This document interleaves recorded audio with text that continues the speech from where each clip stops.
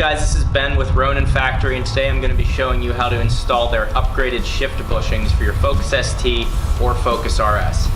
Behind me here I actually have the shift cables that you can't see that are hidden down in your car, but basically here is the stock one and here's where we're looking to get with the upgraded ones from Ronin Factory. Now the reason there's difference between the stock and aftermarket is the stock ones are trying to reduce NVH, or noise vibration harshness. They're trying to make it a more luxury feel, whereas these aftermarket ones are going to give you a more performance-oriented feel. And if you're driving a Focus ST or a Focus RS, you're going to be wanting to feel more connected to the car. So that's what this is going to do. You're going to know that it's in gear, it's going to have a great feel, and toward the end of the video, after we get the install done, I'm going to take it for a drive and give you my thoughts on just how it feels compared to the stock bushing. So I hope you guys like the video. Stay tuned. Okay, so now that we're under the hood here, the first thing you're going to want to do is remove the plastic cover on top of the air filter for your intake. This is also a good opportunity to be able to take out your air filter and kind of dust it off or clean it off. And then you're also going to see the little yellow piece of hosing that follows off of the intake. You're going to remove that, and you can also go as far as removing the piping on top for your intake. I would also suggest you remove the engine cover that says ST there. The reason for that, it just gives you more room. But just like anything when you're working on your engine, if this is the first time you're under the hood, just be patient with everything. Some of these parts can be fragile and they break easily, and they're kind of expensive to replace. So just be patient, take your time with this project. It's very simple, but some of the parts can be on harder than others. But yeah, you can see here, very easy, just pull out the filter. I cleaned it off a little bit, and it just has so much room. Once the filter is out, you actually pull the plastic part that sits under it, and again, this is a fairly easy process. Once the filter is removed, remove the mass airflow sensor as shown here. Following that, you should be able to pull the whole box up from the rubber grommets that hold it down and just kind of take it to the side, and that gives you all the space you need to operate for the new bushings. There's a little fixture you'll notice right here, and this is from one of the sensors, and instead of removing that, we decided to just lay it to the side and just kind of reduce the steps. So if you take a look in here, you can actually see the shift cable, or the bushings that we're going to replace. Here's the green one, and there's this other black one here. We're going to be replacing both of those, and that's what comes in the package. Alright, so we've got a little bit of leverage here with this screwdriver. So you're basically, there's like a little ball inside of here. You're just going to take this and it should pop right off. This is obviously way easier to see than going down in the engine bay, but again, this is what you're going to be looking at when you get down in your engine bay. There you go. Yeah. So you turn it inside out. Well, I guess I can show you up this, but basically you turn it inside out, and this is what you're looking at inside of there. What you want to do is pry this off, and you're going to have to use like a screwdriver or something to get this loose. So you pry this off and you're basically destroying it. You're not going to be going back to the stock bushing.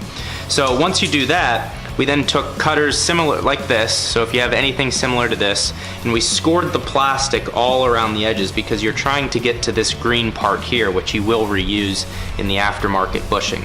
So once you do that and break it, it comes apart, and there it is. So then you cut around it, and it kind of pops out, and there you go. So you can see we practiced on this one, but you know, in your engine bay, just so you guys, even if you do score it a little bit or hurt this part, this is such a well-built piece that it drops down in there and it fits flush. And that is kind of how you're gonna see it sitting, and then you cover it up. We do a couple other things. That's the look that you're going for on the inside, so it connects back to the bushing in the engine. So one of the hardest parts of this install for me was getting this little green piece off of this socket. Once you break them loose off of the transmission cable, basically you're looking to get this little green piece, and you need to save this and reuse it. So what we did, here's the green piece separated on its own, and you can see it's in good shape for how kind of violent it is. But what we did is we took this file and just kind of very cautiously cut across the bottom of here, separating this piece from this piece right here.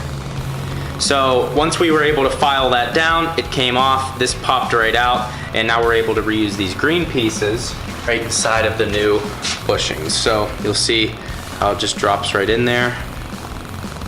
And has a nice flush fit. Something that it would hold you up if you were going through our first time putting this in, you're gonna notice that when you put this in, it seems like the circumference is too big to fit in this circle right here. So you'll notice on the part that this edge actually has a little slant cut to it to help guide it in. So once you get it in place, you just put some pressure on it and it snaps right in there. So we were putting it in mine. I have a 2016. It wasn't going in as easy as that just happened. So you kind of have to put some pressure, but don't worry, it fits, and that'll guide it right into the proper position. So we're in the home stretch here.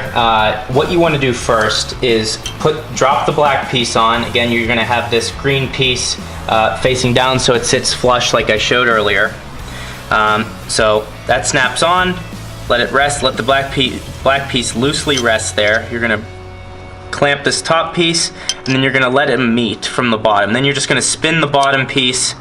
An important part of this process that I didn't show was to use blue Loctite on the threads of the new bushing. You only need to use your hands to tighten it. You don't want to over tighten this.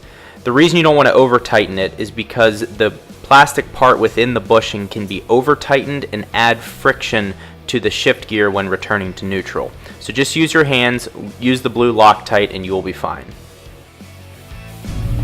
Alright, so here will be my first shifts with the new bushings.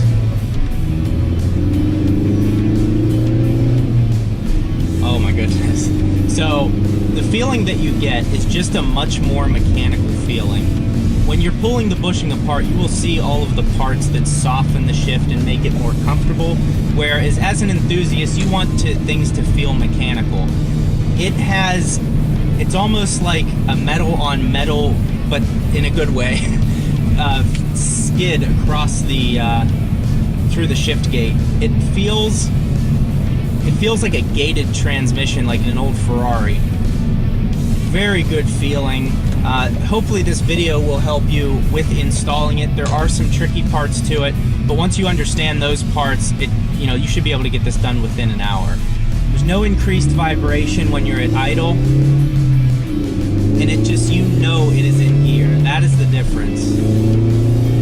Through the neutral zone, you feel it pop out of gear, through the neutral zone and back into gear.